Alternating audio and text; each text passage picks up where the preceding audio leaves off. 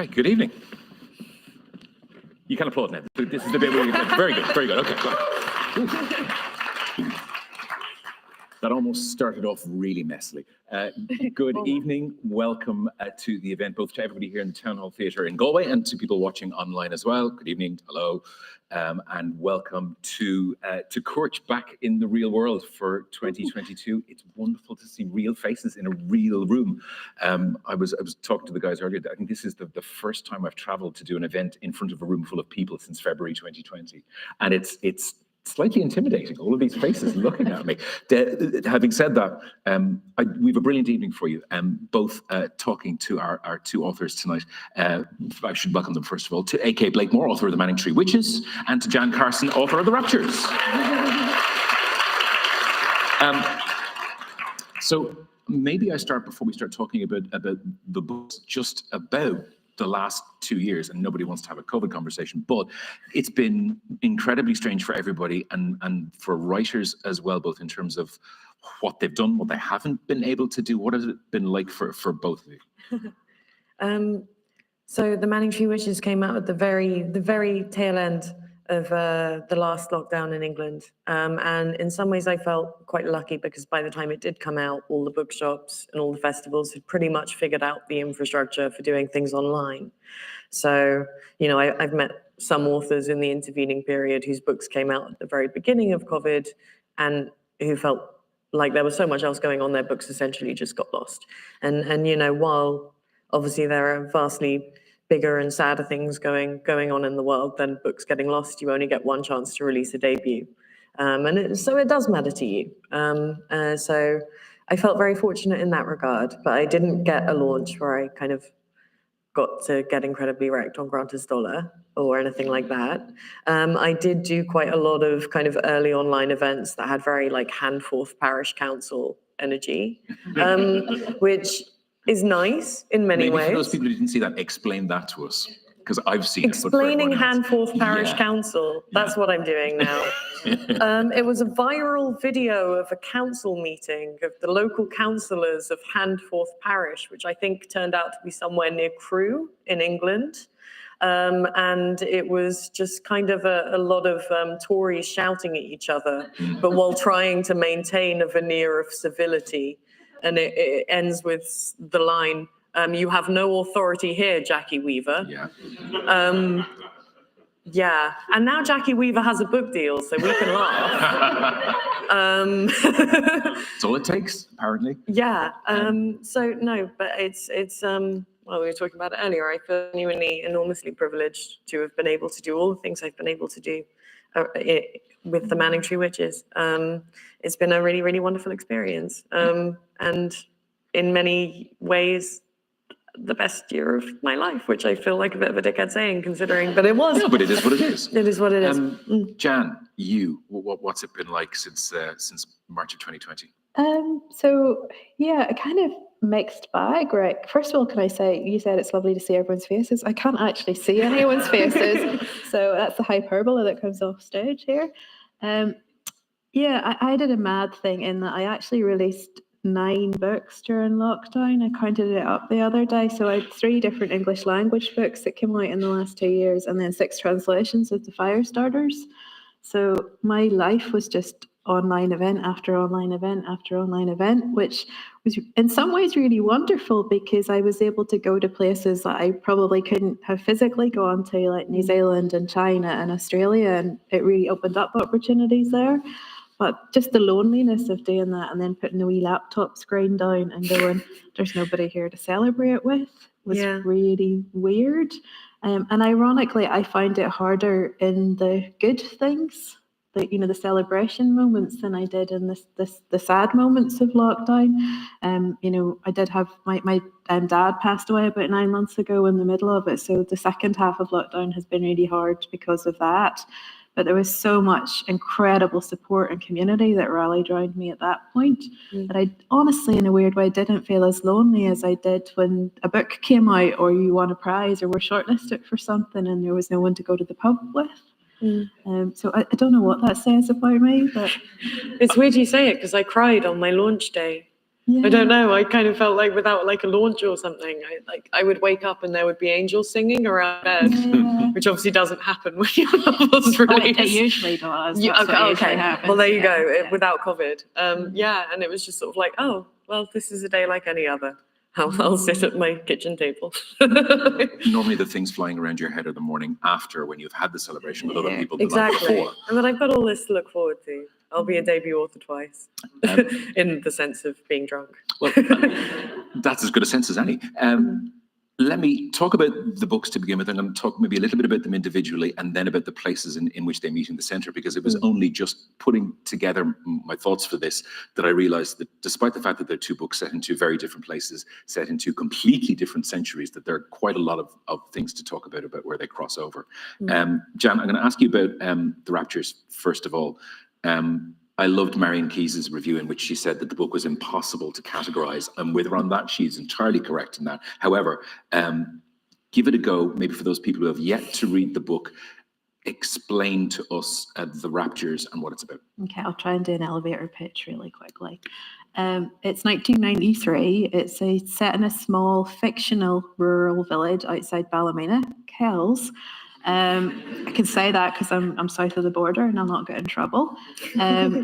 It follows mostly an 11-year-old girl called Hannah Adger, who is her parents are very evangelical Protestant Christians, and at the beginning of the summer, a mysterious illness sweeps through the children in her class, and this is not a spoiler, but one by one they get ill and die. And Hannah is the only kid that's left standing. So a lot of it is just exploring kind of how a small community like that copes with suffering and tragedy. And it goes a deep dive into evangelical Protestantism, kind of that born again culture that everybody loves.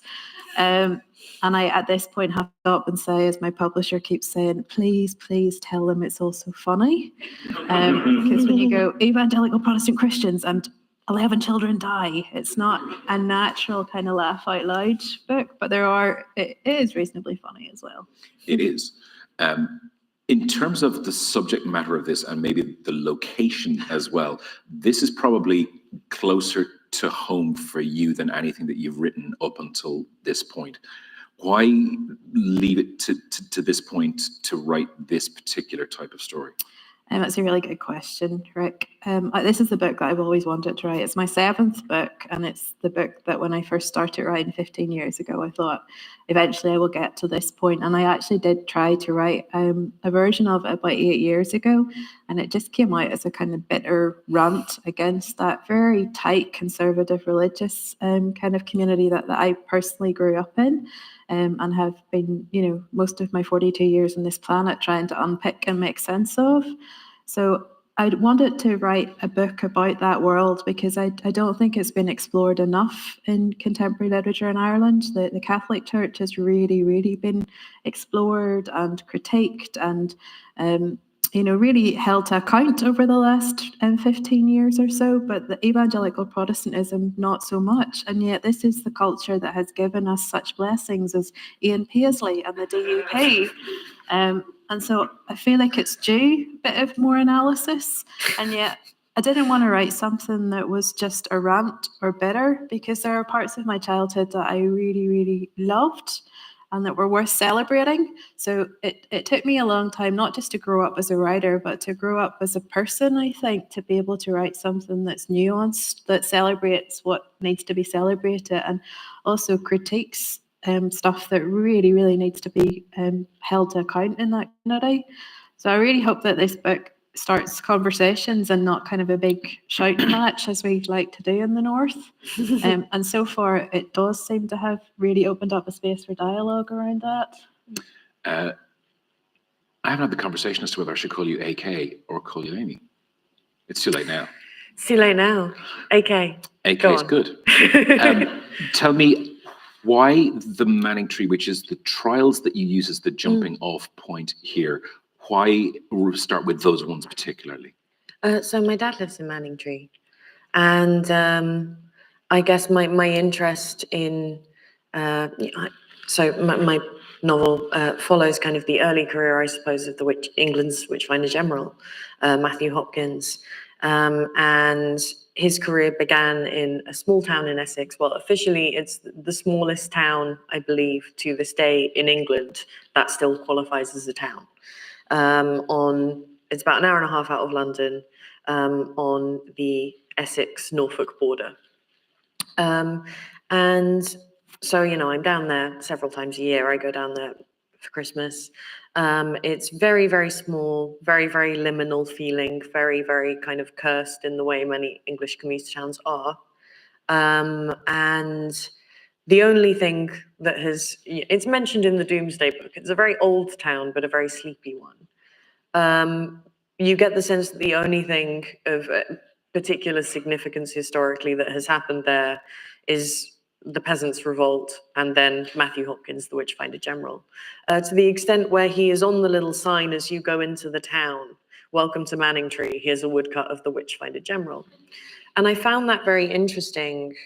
I suppose kind of my way into thinking about him and about the witch trials was how a small community reckons with its history, and particularly a history so dark. Matthew Hopkins is one of those figures who's perhaps a bit like the nearest equivalent I can think of is Jack the Ripper, Matthew Hopkins was involved in the death of far more people than Jack the Ripper ever was, that we know of, but, was. He was responsible partially for the deaths of as many as 300 women, certainly over 150 to 200. So in many ways, he is one of the most notorious serial killers in English history, but we have kind of romanticized him and gothicized him into this scary, mustachio-twirling Vincent Price, long black hat. So I suppose I wanted to find a way into his story that stripped away that kind of gothic, inhuman facade, and try to get at who he and more relevantly the women he persecuted really were. And that story, even just his, is far more different than that we've all imagined, because I'm probably with you in that the first time I ever thought about him or experienced him was through the Witchfinder General, the Hammer film, Vincent Price, the large pilgrim hat. Yeah. But Vincent Price was 57 when he played him in that film, and Matthew Hopkins was a young man. He was 27 when he died, and he was in his mid-20s when he was active. And I found, as soon as I learned that, he as a character just opened up for me, because it felt like I almost knew that guy. When you think about him as a young man who was trying to find a place in the world himself, in as much as my protagonist, Rebecca West, who was a young woman he persecuted, is, who was subject to insecurities, to the insane pressure of sublimating his inclinations, his sexuality, to, under repressive Calvinism in the 1640s. He somehow became a lot more interesting to me. And also you couldn't go for the standard, he was just a grim old perv. Yeah. Which has been the standard interpretation as the Witchfinder General, of the Witchfinder General as a figure. It's something that fascinates me about the Manningtree Witches and about other books that I've read in recent years that deal with real historical figures about whom a certain amount is known, and particularly about other figures who are around those people about whom very little is known. So when you come to attempt to tell this story here, where's your line? What do you have to work with, and then what do you feather out from there? What sort of process was that like for you? So there's actually, because we have Rebecca West, my main character, we have her full confession, which was recorded and released in a pamphlet in about 1647, something like that, several months after most of the Manningtree women had been. Just so you know, I'm calling them witches as shorthand, but they weren't necessarily and would not have identified themselves as such. And so we have her confession, and there are also records of the trials, which were also released in pamphlet form in London. And I guess important to remember, they were released essentially as a form of kind of infotainment contemporaneously. So there's actually a lot more about these women, the textures of their lives, the way they thought, the things they said, than there are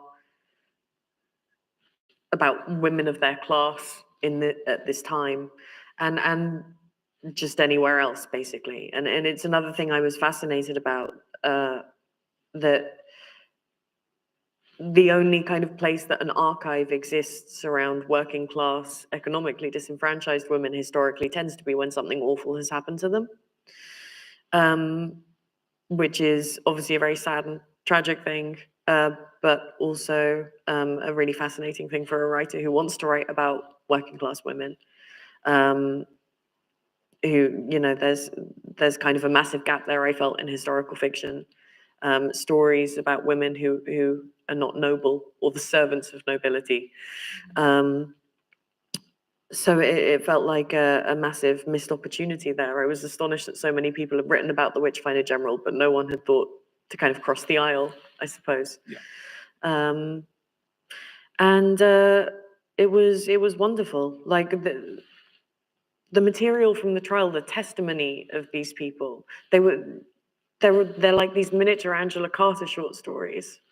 So You are, it was because just you wonderful. excerpt them in the book for those people who haven't read the book yet. Yeah. There are those moments, and they're incredibly vivid for these sometimes quite short lines. There's one of my favorite is it's a neighbor of one of the accused witches giving testimony against her, and he described seeing another neighbor who was the rival of the accused witch. She was sitting with a friend by the hearth on an Easter Sunday as he was passing by, and all of a sudden he sees this neighbor stand up, and her clothes are so filled with lice they could have been swept off her with a stick. That's the phrase he uses. And, you know, this is a demonic manifestation of lice. But it's just such like a beautiful, almost vaudeville way of describing this moment. And it was a wonderful way into the language of the time, and the imagination of the time, which absorbed me. Yeah. Jan, when I started reading the Raptures and when I got into it, and one of those things that I think might make people south of the border find an awful lot more in it than they think they might, is that the Ballylack of the 1990s, in a lot of cases, feels quite a lot like Ireland of the 1950s and or 1960s. That's certainly something I hadn't thought about in terms of communities like that prior to reading the book. Yeah, and I think it's not just 1990s. In Northern Ireland, there are communities like that which still exist in the north, and you know, one of the reasons that I wanted to write this book is, you know, I was joking about evangelical Protestantism not being terribly well understood or represented, but it really isn't. And there's a kind of, you know, I remember first of all a few years ago what the idea for this came for me. I was chatting to a friend about the way I grew up, and he said, "Oh, you grew up in a cult." And I said, "No, I didn't. Like, if I grew up in a cult, then tens of thousands of people in Northern Ireland grew up in the same cult, because this is a very kind of common experience. You know, Ballymena in the 1980s, you know, that evangelical Protestant kind of way of doing life was so pervasive that you didn't have to go outside it for anything. You know, all of my social life was in the church, all of my friends, all of, you know, all of the way that I saw the world. So our kind of moral idea of how you approached life, but also culturally as well, like the kind of music you listened to, the kind of places that you went to. There was enough of a subculture there for it to be, you know, entirely separate from the world. And I think, you know, as we progress into a period of history, you know, we're right in the middle of it at the minute, where there are big questions about the future of Ireland, the island as a whole. And I think we need to know what's going on in all of the communities across the island if we're to make any decisions about what our future will be. So, you know, it shocks me sometimes when I go to places and they're not familiar with this world, or they think it's a kind of pastiche of it. It's not. It's alive and kicking in Ballymena still. And perhaps more so. I think there's been a kind of hunkering down since Brexit and since the pandemic. And there is a rise of very strong fundamental religion again in the north at the minute. You only have to look at what the DUP are doing in Stormont, or not doing in Stormont, to see that, you know, religion still has a stranglehold on the Protestant community in the north. you come to tell this story and you tell it through Hannah, who is an absolutely brilliant character to show this world through. Why start with her? Why do you tell it from her point of view? So Hannah's 11, and I think 11 is a really interesting age for kids because they're moving from the kind of world of a small kind of primary school, family-based environment into big school. And for a lot of kids, that's their first encounter with kind of views and outlooks that might challenge how they've been brought up. For me, it definitely was. So I wanted to encounter Hannah on the cusp of, as she's beginning to see that the world is perhaps bigger than what she's been brought up to believe. I'm also terribly lazy, and I have an 11-year-old niece, so she was really useful for thinking about the language choices and kind of. Oftentimes, I think when people write child narrators, they tend to be these really kind of sophisticated, like well-read, insightful kids who have a really eloquent grasp of language. And having an 11-year-old niece, I know that is not always the case. So I spent a lot of time bouncing off Izzy and asking her, is this how you would say this and stuff? And I think the third reason is probably that Hannah's the closest to me that I have ever written. And that was a very vivid period for me as an 11-year-old. And it felt easy to go back to that and to just, you're not going to get a closer version of Jan Carson in print than Hannah Adger.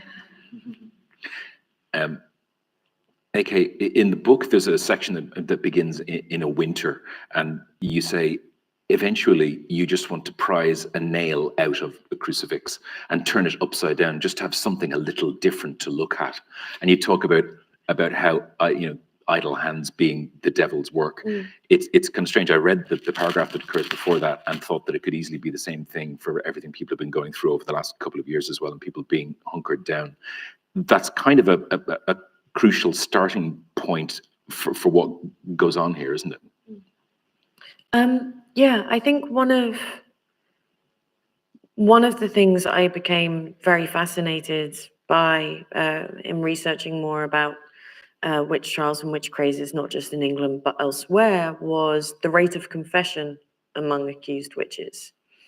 Either with torture or without, the number of women who would admit to being witches, and whether they did this because it seemed like the easiest thing from a legalistic point of view, or whether they genuinely believed themselves to be in league with the devil, which I'm sure some certainly did. And one of the things that I found most touching in some ways was in trying to think myself into the mind of a desperately poor woman in famine-stricken England in the 1640s. What a tempting prospect, the devil, if he was real, if he could do the things that he was said to be able to do for you by these men, the witch finders, by your vicar, priest. Yeah, of course you'd want to be in league with him. I would. And then you have these women standing up in court and you think, this is the first time anyone's ever listened to them in that way. That kind of Satan worship as a way of marking yourself out, as a way of staking some kind of claim to the world, was something that fascinated me. And the devil has always fascinated me. Satan has always fascinated me more broadly. At university, kind of the early moderns was my period. And, famously, Paradise Lost is the devil's the best character. Yep. You're kind of rooting for him. But I've always been interested in Satan as a symbol of defiance, as kind of a symbol of human intellect, human overreach, and the kind of equivocal symbolic power, I suppose, of the devil as a symbol of evil, but also a symbol of innovation and kind of defiance. And that was something I suppose I wanted to evoke in his presence in the book, in as far as he has a presence. Do you see that maybe in possibly the simplest way, that for working class women of the time who had almost no agency in the world, that perhaps claiming that this was something that they were part of, that it was just simply a way of giving themselves some form of agency in their own lives. Absolutely, absolutely. Agency, but he also almost becomes an expression of the solidarity that is lacking elsewhere in their communities. One of the resonances I found between the stories of these women and the stories of working class women now, and you know, this is coming with the cost of living crisis more to the forefront than ever, was, you know, the misogyny. There's an obvious parallel there at the basis of basically everything in society, but a lot of which accusations, a lot of the persecution began with begging. Very often, an elderly woman would turn up at her neighbor's house. She would ask for some bread or some butter. She would be turned away. She would walk away whispering curses.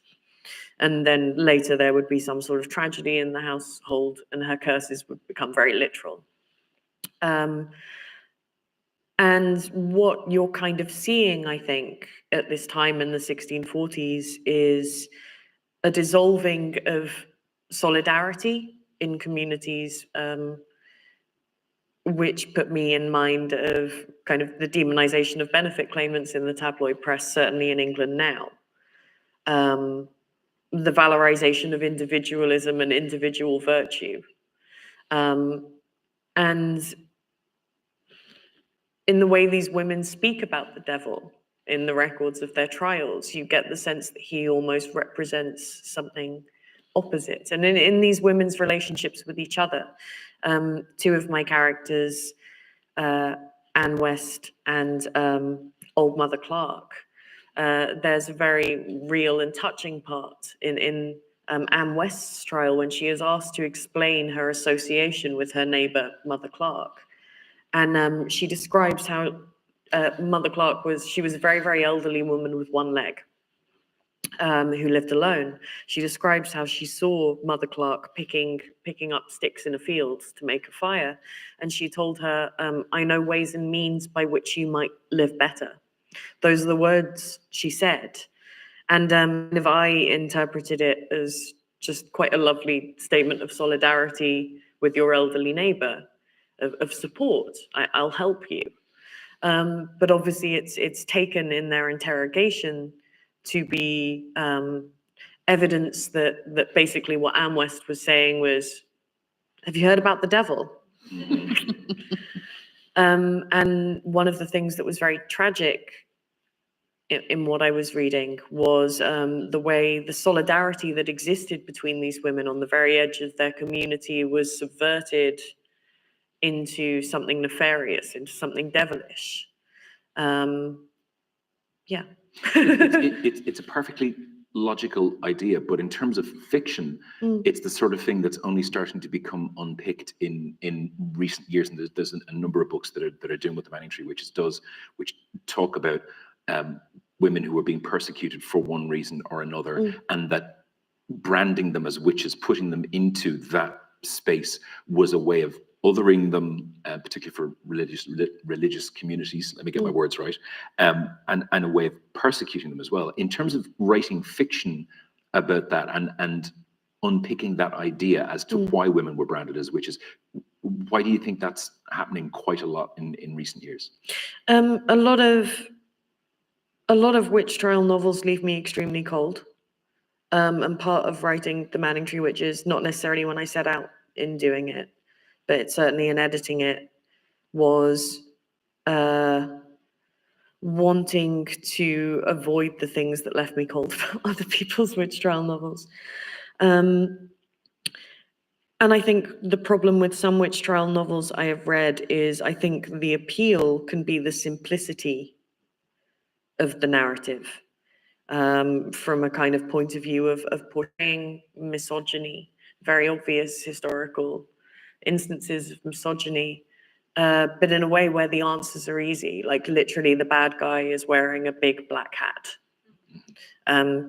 Whereas in real life, things tend to be a lot more complicated than that. And in my belief, you know, the witch trials were a lot more complicated than that. So So I think, I'm kind of perhaps like telling on myself here, but I think that the witch trial novel has kind of risen to prominence again because it can be an easy way of making a fairly simplistic point about misogyny without really having to dig into the politics of that. And kind of, I hope I managed to perhaps recomplicate the witch trial narrative, but I'm not the person to be Very able to much say so. that. I want to just start pulling threads together now in terms of where the two books maybe talk to each other and cross over. I mean, they both deal obviously with religious groups. They both deal with the idea of othering.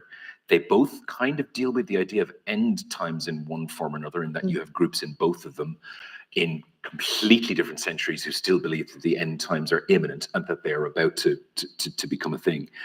Jan, maybe is that a fertile ground for storytelling for you to dig in? Oh, absolutely. I mean, there's so much there. I'll probably be unpicking that for the rest of my writing career. The Raptures itself, like for anybody who isn't familiar with this, the Rapture is the period before the end times in evangelical Protestant thinking. So there is a belief that the chosen, the saved, the believers will be lifted straight to heaven, so they don't have to go through the period of tribulation at the end. And as a kid, I used to come home from school, and if nobody else was in the house, I'd be like, oh shit, raptures have happened and I've been left behind. So I wanted to play with that. And, the rapture's the structure of it. It's the Pied Piper narrative. I've always been fascinated by what happens to the kid who gets left behind, who is, to all intents and purposes, saved, but left with this weight of guilt of being the only one who's saved. And those narratives, the big themes that exist within that kind of unholy mix of religion and myth and magic and all of these things that both novels kind of strive to pull together. I think, you're looking at things like guilt and faith and grace, and those are huge things to work with. I think, most of literature rests on that. I think, as AK has been saying, they're stories that will resonate with different periods in history. My book's set in 1993. AK's is set a long time before that, but it's impossible to read either of these novels without making allusions to, oh, this reminds me of something that's going on nowadays, because those big themes don't go away. And for both of you, in terms of things that are going on nowadays, I mean, both books deal with a form of pandemic, although the pandemic is mental as opposed to being physical or occurring in the form of a virus. Is it strange to then have your books come out and coincide with everything that's been going on over the last while? Okay. So the weird parallel for me was just before it actually came out was around the time Boris Johnson prorogued Parliament in England. And I just remember the cover of, I think it was the Evening Standard or the Metro, was like civil war in England brackets again or something like that. Because Parliament hadn't been prorogued since the Civil War period. So there were a lot of kind of parallels I weren't expecting, but I think perhaps the thing that surprised me most was, like I said, I studied the early modern period at university, but before that, how little the vast majority of us know about the English Civil War, which certainly changed Europe, arguably changed the world in completely unprecedented. It was the first time a king had been killed by his people, basically. Many historians argue the American Revolution, therefore the French, never would have happened without the English Revolution first. And the American Revolution and the French Revolution have since become kind of narratives of how a nation was built, how heroes were made. But the English Revolution is something we quite like to sit on. It's almost kind of quite an embarrassing period in history. And that's, I think it's mainly because of the awful things that happened afterwards, because obviously there were absolutely no heroes, and in fact, absolute bastards on both sides. But I think that that's part of the reason we sit on it, because there is no way that the English Civil War and everything that came along with it, which includes the witch trials, because the English witch trials of this period, I think I concur with the view, only could have happened during the Civil War and the chaos it engendered. We cannot bring the Civil War to bear on any kind of patriotic myth. It's ugly, it's nasty. It's not a part of our history that we can valorize. And I think that's something that I almost found more interesting than sort of wanting to draw parallels with modern times. It really kind of exposed for me the ways we use history to kind of build up sort of jingoistic, nationalistic sentiments and ideas about ourselves and our identities in ways I think is ultimately destructive and divisive. Sorry, massive answer, but there we are. That's what I'm looking for. Something that you both do as well, and I'm conscious we are going to do a Q&A in a few minutes, and I'm trying to squeeze in the 47 other questions I wanted to ask you both. One of the things that you both do incredibly well here is take religious communities that you could view, and many people probably do, as being these monoliths, as being these one things, but both of you managed to go into those communities and then unpick them and say, no, they're made up of an awful lot of different things. Jan, particularly in the Raptures as well, Ballylack is not just one monolith. It's incredibly different in terms of the people that make it up. Yeah, there's a bit at the start where Grandpa Pete, who is my favourite character in the book, Hannah asked him about Protestantism, and he said, well, there's 40 different, Protestants are a bit like potatoes, there's 40 different varieties of them, but they're all the same when you peel them back. And I think there's both truth and a lie there. The joke about Protestant faith is that, every time someone falls out in a church, they just go off and start a new one. And there really was a sense of that growing up. Like, I grew up in a small village that had, I think, 8 different denominations of Protestant churches in it. Only one pub, but 8 different kinds of churches. Almost the exact opposite to here. Yeah. And I mean, we can argue about who's got it right and who's got it wrong. And I think I would get really frustrated when I saw the kind of pastiching of Protestant culture. Like, what is being represented is often either a kind of balaclava wearing sort of gun wielding paramilitary, or it's Ian Paisley. And there is a lot of scope in between, and a lot of diversity and a lot of complexity, and also narratives that haven't really been heard before. For example, the women's side of things. I mean, one thing that I'm really interested in, and I think it translates across Daikei's novel as well, is the idea of how you represent faithfully in fiction these women who have been kind of silenced by the communities that they're part of, because we have a tendency as storytellers to want to create characters who are inspirational, and that young women will read and go, I want to be like that. But the reality is, if I wrote those characters into some of these environments, they wouldn't be realistic. To challenge, to question, to stand up for something that's different means that you as a woman would be either ejected or silenced in a more forcible way, as the women in A.K.'s novel are. So we're always wrestling with that, I think, as fiction writers, like how to write something that is both believable and also a really good story at the same time. I wanted to ask you as well, maybe just before we do get to people's questions, this is one of those kind of extraordinary flourishing periods, particularly for Northern Irish women writers. All you got to do is look at Anna Burns. I've made a very short list: Lucy Caldwell, Louise Kennedy, Wendy Erskine, Michelle Gallen, you. You haven't mentioned any crime fiction writers. You have to, or they get grumpy. And I will get incredibly grumped if I don't mention crime fiction writers. Do you want to make a list of crime fiction writers? No, that's enough that we've mentioned them. We're grand. But it is, and this is the same conversation that's been going around with Irish women writers from south of the border in the last 5 years. Is there a reason that's happening now?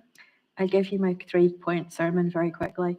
One is there's a fantastic community of writers in the North who have really nurtured each other for a long time, and we're seeing the benefits of that now.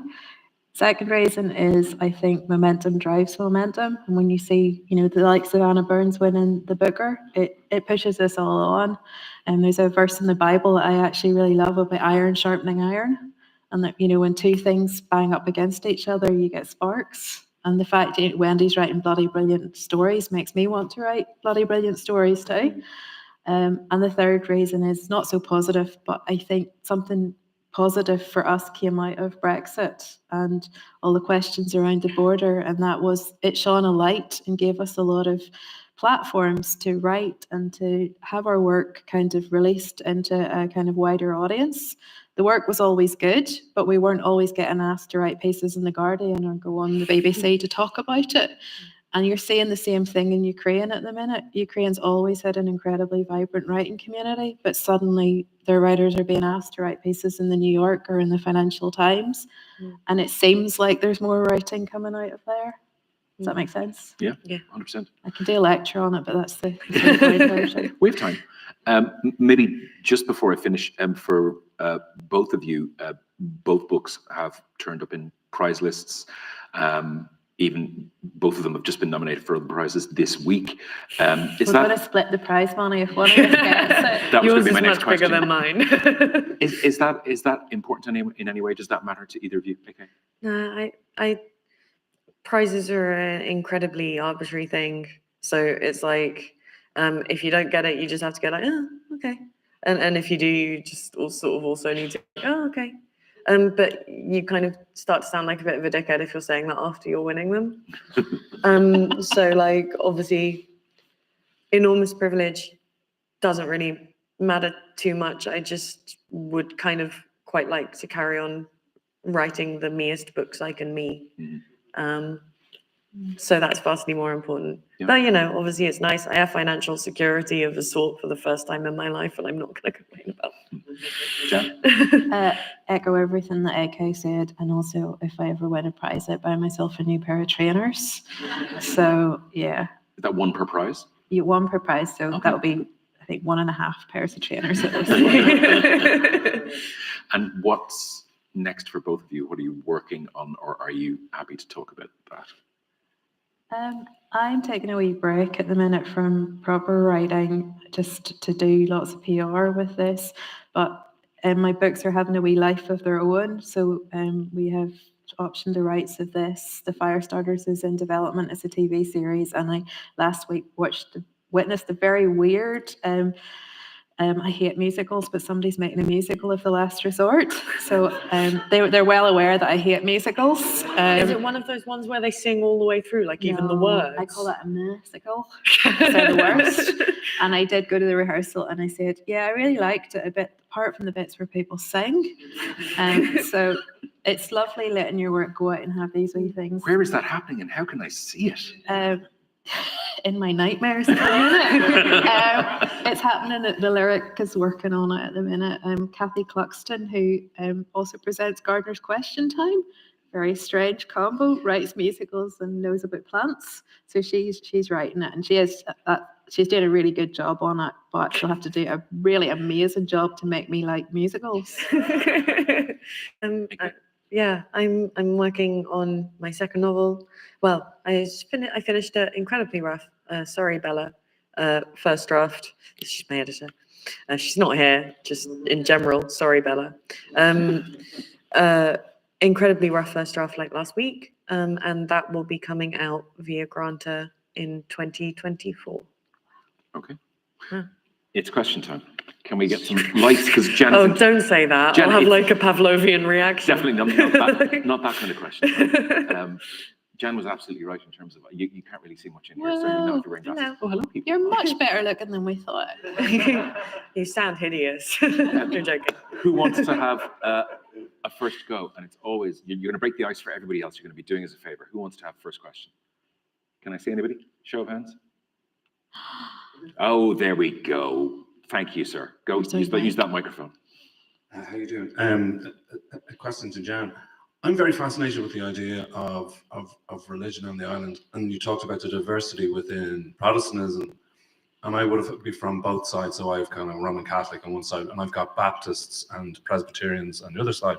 When I go north, no one ever talks about the diversity there, whereas in kind of Roman Catholicism down here, to be Opus Dei, Jesuits, Dominicans, Cistercians, Benedictines, and they've all got a different tint to it. And the only thing that I can have reference to was an Australian writer, Vanessa Russell. She wrote a book called The Holy Bible, and it was about a very small I don't think she did write that one. I think that was God. But she wrote it from the point of the raptures in a very small sect called Christadelphianism, and how small those places exist. But they exist in Catholic Ireland still. They still exist. Like we talk about, like you have to go in there to find it. There is a question in this, isn't there? Yeah, but I want. But see, it's that question of you talk about it as a singularity when you talk about Protestantism, rather than talking about the Presbyterian or Baptist or wherever it is at. Oh no, I don't. Like the whole point of this is that it explores all the different Protestantisms. I think it's it's challenging the mistaken perception that there is one version of evangelical Protestant culture. Even within Presbyterianisms, there's Free Presbyterians and Reformed Presbyterians and non-subscribing Presbyterians, and I could go on about Presbyterians for a very long time, but nobody wants to hear that. So it's trying to look at all of those different versions and to even explore that, aside from the labels, even within those experiences, there are different versions. Like, my parents brought me up to take it all very, very seriously. Like, so when we said that we didn't drink, we didn't have a sneaky few 6-pack in the fridge. And it was a shock to me to go to other people's houses in my church and find that they actually did. And they didn't take their faith quite as seriously as we did. So it's exploring all of that and the kind of stuff in that that's positive, because there are positives within that, and the stuff that perhaps is a little bit more problematic. So yeah, and I'm very aware that there's not one Catholicism either. I've met enough Catholics at this point to be aware of that. Okay, who's next? In the center right here. Give us a second, we'll get a microphone over to you. Somebody's coming to you from this side here. Hang on. Just so everybody watching online can hear you. Are there any particular writers that have inspired either of you or kind of shaped your voice, or that you just like to recommend? Yeah, just for anybody who may not have heard that, again, masks don't make this easy. Any particular writers that have shaped your voice, either of you? My favorite writer in the world ever. This is a fuckboy red flag choice of me, but Nabokov. I'm a huge believer. One of the things I find super frustrating with not so much contemporary fiction as kind of, I guess, talk about review culture and talk about contemporary fiction is the elevation of incredibly spare and unadorned voice and description and kind of style. And I go in for completely the opposite. I want baroque. I want beauty. I want extravagance in my books. And I think Nabokov is the person who has managed so perfectly to do extravagance without not at the expense of characterization or plot. So he's kind of my idol in that regard. An author I would recommend, Marjorie Kemp by Robert Gluck was a book that originally came out, I think, in the mid-80s and was recently re-released by New York University Press. And it is a book about the medieval English mystic Marjorie Kemp, who was famous for just crying all the time, just crying constantly. She would go on a pilgrimage and she would just cry. She would stand in the back of a church, she would cry. She would meet an archbishop and she would cry. And that seemed to annoy a lot of people. So she kind of goes on pilgrimages and ends up getting left in the desert, and all the rest of them shuffle off, leaving her alone to cry. But Robert Gluck's Marjorie Kemp is an incredibly erotic and hilarious retelling of her life and her infatuation and kind of sexual exploits with Christ, alongside a kind of contemporary set, almost metafictional narrative of Gluck's romance with another man. And it is wonderful and sexy as hell and hilarious. And 100% sold. Okay. Yeah. Jan? I am gonna, I'm gonna agree that Nabokov is the only Russian worth reading, and he's not even a proper Russian. But I love Nabokov too. I guess my favorite dead writers are falling somewhere between Shirley Jackson and Flannery O'Connor, because I love the kind of dark, weird, grotesque there, and also there's, particularly in Flannery O'Connor, the unpicking of faith. Faith is just an overarching theme running through all of her work, and she's prepared to go to places that are really difficult and disturbing, but I always feel there's a deep respect there as well. You know, she was a devout Catholic who held on to her faith, but was always prepared to go to question the hypocrisy and the difficult stuff in it. My favourite non-dead writer is George Saunders, and he will continue probably to be my favourite non-dead writer, because I think he brings some of those same sensibilities to his work. And I also think there's this underlying just bedrock of kindness in everything that Saunders writes. I think he genuinely loves human beings. And I want to be a writer that writes like that can say really difficult things, but with a kind of bedrock of, because I love people. And Saunders gets away with that, and I really think we should make him president of the world. Because just he opens his mouth and why Let's definitely not make Nabokov president of the world. No, we'd have to resurrect him first as well.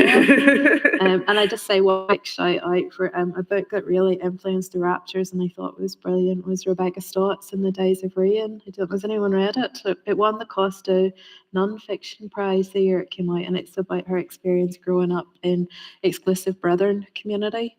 It's a really brilliant memoir, and there's it really broke me in a good way, because it came from the same sort of background of my extended family. It was the first time I'd seen somebody writing really honestly about that world. Okay. Do you have anybody else with a question? Gentleman right here in the front. Cheers. Forgive me for trying to articulate the question, but there's a few writers either floating about or participating this year. There's Colin Barrett, who wrote the brilliant Young Skins, and Mike McCormick, who may or may not be floating around somewhere. He wrote the brilliant Solar Bones, whose locale is more or less their own. And the question that comes to mind, I suppose, is that the book that many of us are trying to write, the one that sort of comes to terms with the locale in which, you know, that is familiar to us or where we grew up? And I suppose the question is, was there a sense of release in getting to write that book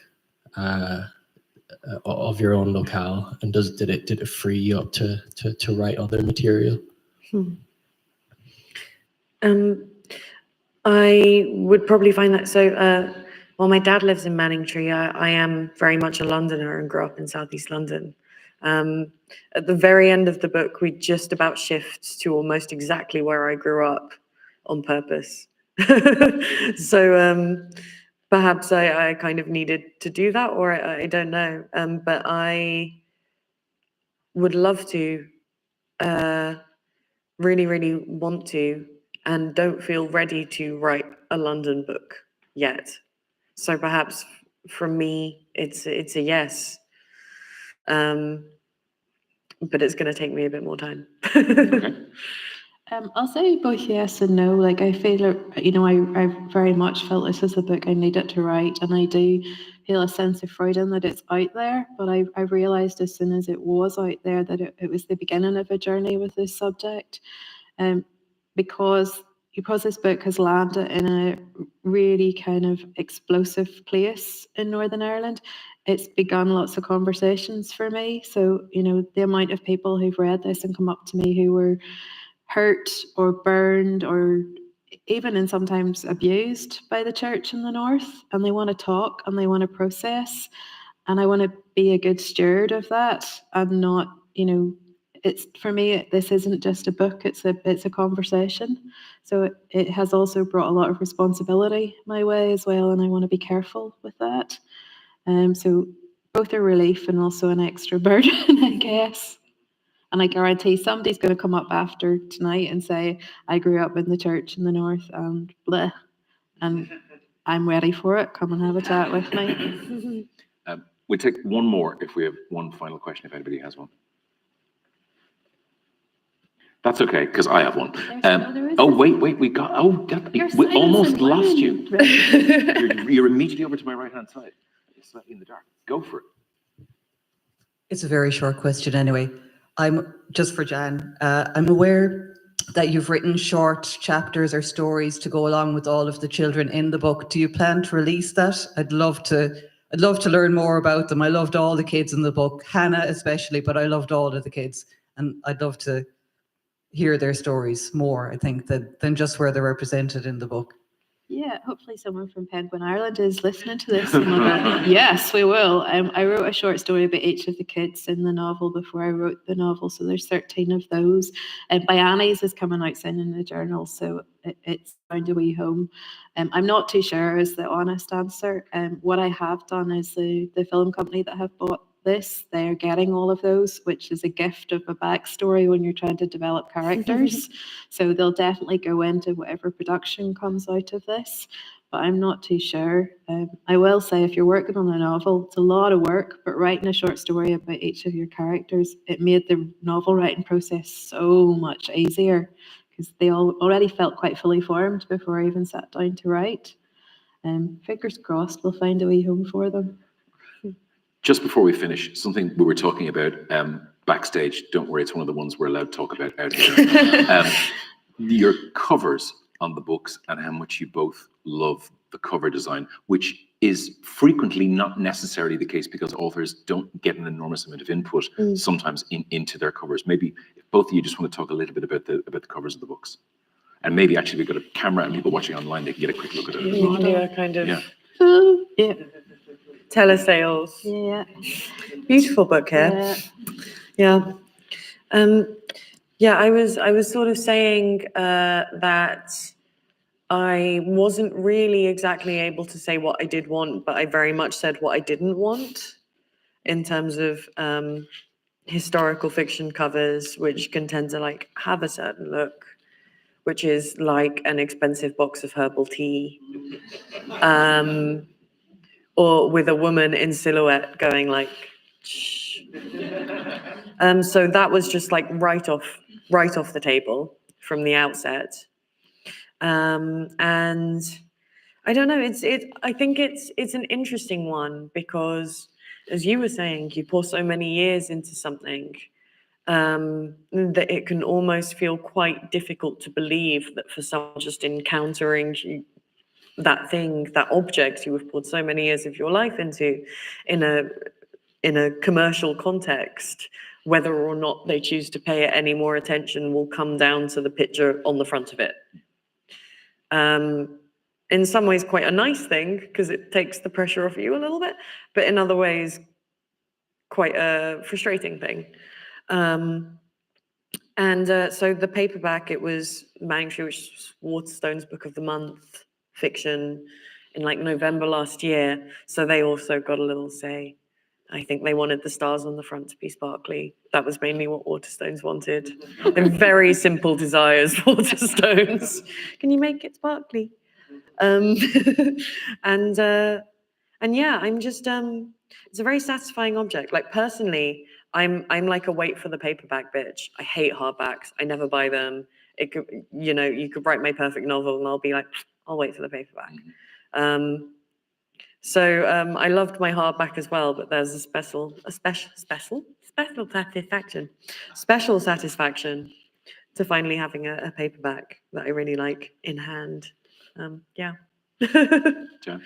I will give a shout out to Irina Martinez Costa, who's doing my covers for the last two books. So she did this one and The Last Resort, and I am holding on to her because she's brilliant. And really, it was very difficult coming up with a concept for the front of this. And I got zero say in it. So I just got sent an email with, "This is your cover." And thankfully, it was the best cover in the world. So it was fine.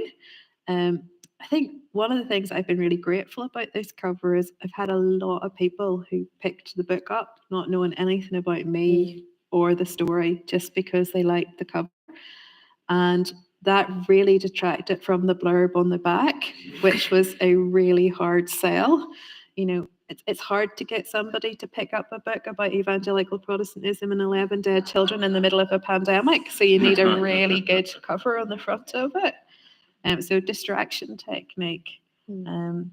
Yeah, so we're going to swap and get tattoos of each other's book covers tomorrow. Yeah. I think. That apparently is true. Can I say thank you very much for coming along to join us tonight in the Town Hall Theatre here as well. To everybody who's watching online, there are loads more events happening as part of Courage, both physically here in Galway, and you can see some of them online and find all the details at courage.ie.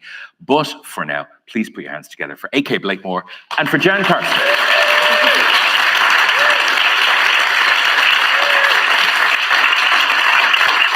And that's it. Yeah.